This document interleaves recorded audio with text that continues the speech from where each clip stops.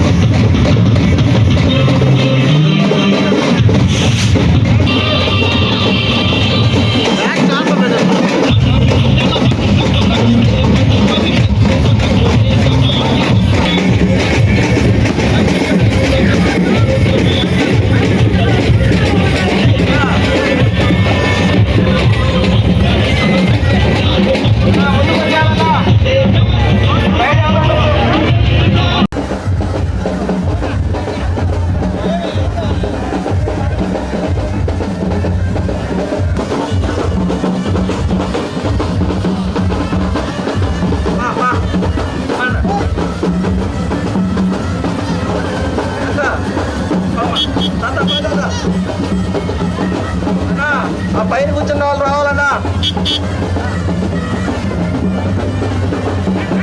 తమ్ముడు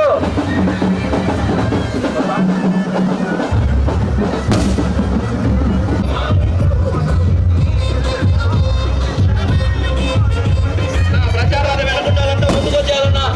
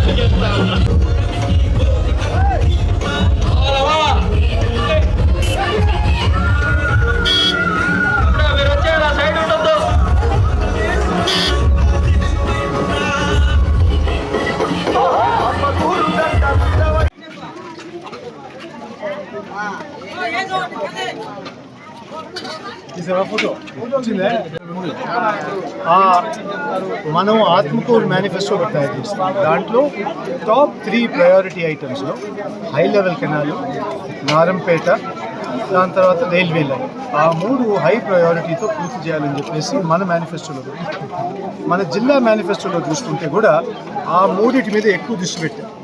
మన సీఎం గారి మేనిఫెస్టోలో ఏంటంటే జిల్లా ఇండివిజువల్గా పోకుండా ఏమైనా ప్రాజెక్ట్స్ మొదలు పెట్టారో అది పూర్తి చేస్తామని చెప్పేసి దాంట్లో నారంపేట చాలా ఇంపార్టెంట్.